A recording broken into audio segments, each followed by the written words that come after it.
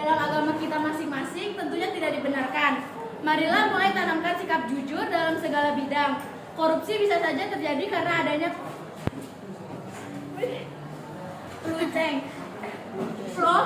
karena adanya peluang. Namun jika kita bisa membentengi diri dan mulai melaporkan orang-orang yang melakukan korupsi di sekitar kita, maka kasus korupsi di Indonesia bisa semakin menurun. Sekian pidato singkat dari saya, ada kurangnya mohon maaf. Terima kasih atas waktu. Menurut World Health Organization, sekitar 7 juta orang meninggal setiap tahun akibat merokok. Rokok mengandung lebih 4.000 bahan kimia, termasuk tar nikotin dan karbon monoksida. Bahan-bahan tersebut dapat menyebabkan berbagai penyakit seperti kanker paru-paru, penyakit jantung, stroke, penyakit pernapasan kronis, kanker mulut, tenggorokan, kerongkongan, perut, pankreas, kandung kemih, dan tenggorokan, dan leher-leher. Selain peluang baru, tetapi juga membuka pintu bagi berbagai risiko dan bahaya, terutama jika tidak berhati-hati dalam bermedia sosial. Sekarang hampir semua orang memiliki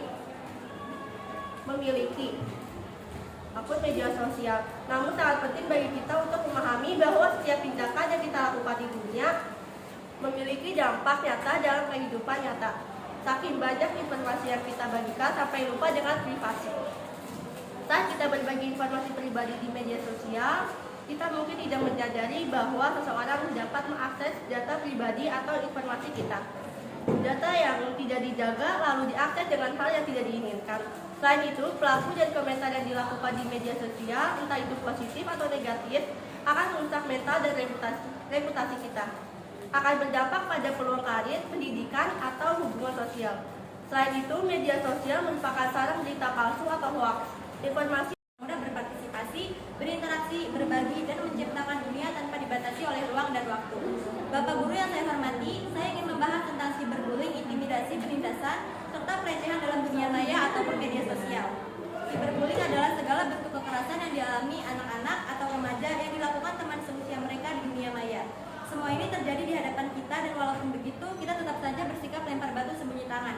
Yang artinya melakukan suatu tindakan dan berdiam diri seolah tak tahu menahu apakah kita pernah merasakan betapa sakitnya hati, apakah kita pernah merasakan tak ingin lagi hidup di dunia ini. Bapak Guru yang saya hormati, saya tidak pernah berhenti memikirkan berapa anak yang sudah kehilangan rasa kepercayaan dirinya, berhenti untuk mengetik dan mengatakan bahwa Anda jelek, hitam, gendut, keriting, ataupun bodoh, karena kita semua sama, lahir di bumi yang sama. Di sekolah, bahkan di taman kanak-kanak, kita diajarkan untuk saling berbuat baik, menghargai dan menghormati, serta mengapresiasi peduli sesama, bahkan untuk tidak saling menyakiti. Tetapi kenyataannya masih banyak sebagian dari kita yang melakukan aksi cyberbullying di media sosial. Maka dari itu, saya mengajak, ayo untuk tidak saling menindas, menghakimi, dan melecehkan. Oleh karena itu, hargailah sesama manusia dimanapun kita berada, menuturkan kata yang membangun dan positif, serta mengapresiasi untuk sesama makhluk hidup.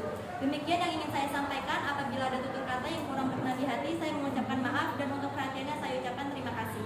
Wassalamualaikum warahmatullahi wabarakatuh. Allah Subhanahu wa Ta'ala atas segala rahmat yang telah diberikan sehingga kami semua bisa kumpul bersama di aula besar ini. Pada kesempatan kali ini saya akan menyampaikan pidato singkat yang berkaitan dengan narkoba. Narkoba sering dianggap sebagai salah satu hal yang dapat membahayakan generasi muda karena obat-obatan terlarang dapat merusak sel-sel otak dan tubuh manusia. Seiring waktu berjalan ada banyak orang yang menyalahgunakan narkoba. Ketika seseorang mencoba, maka mereka akan tentang kedisiplinan siswa. Hadirin sekalian yang saya hormati, sadar akan hakikatnya. Setiap manusia Indonesia di muka bumi ini selalu berbuat untuk hal yang lebih baik. Untuk mengubah perilaku untuk hal yang lebih baik itu tidaklah semudah yang kita bayangkan. Perubahan itu melalui perjalanan yang panjang, berjenjang, dan berkesinambungan. Satu-satunya jalur yang dapat ditempuh yakni dengan pendidikan. Dalam perkembangannya harus melalui proses belajar. Membaca buku dari tema yang kamu sukai, misalnya cerita fiksi, dongeng, atau lainnya.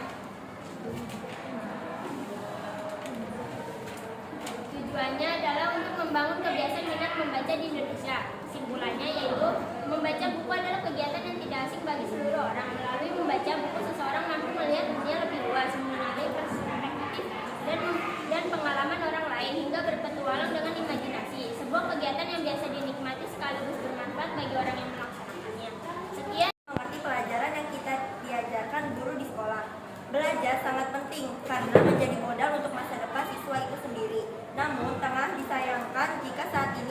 siswa yang lebih memilih bermain game dibanding belajar. Padahal belajar menjadi tugas utama seorang siswa dan sudah seharusnya diutamakan dibanding bermain game. Berdasarkan penelitian yang dilakukan Rumah Sakit C.S. Mott Children's University of Michigan di Amerika Serikat, sekitar 86% anak berusia 13 hingga 18 tahun lebih banyak menghabiskan waktunya untuk bermain video game. Penelitian ini dilakukan terhadap 963 orang tua remaja. Dampak negatif utama dari seringnya bermain game ialah kecanduan. Artinya, siswa akan terus bermain game tanpa kenal waktu, mulai dari pagi hingga malam. Akibatnya, konsentrasi murid menurun dan bisa berdampak bagi prestasi dan nilai akademiknya.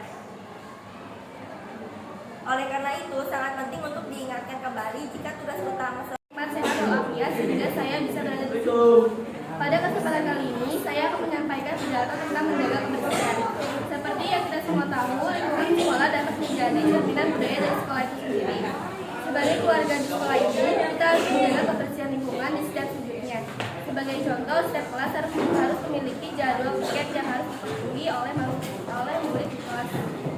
Sediakan tempat sampah di setiap kelas agar murid-murid bisa selalu membuang sampah di tempatnya.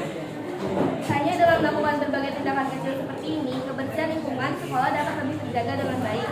Marilah kita berusaha untuk membiasakan diri membuang sampah di tempatnya dan membersihkan debu-debu yang menempel di jendela maupun pintu kelas. Tujuan membuat pidato. Tujuan dari pidato adalah mempengaruhi orang lain supaya mau mengikuti apa kemauan kita dengan sukarela.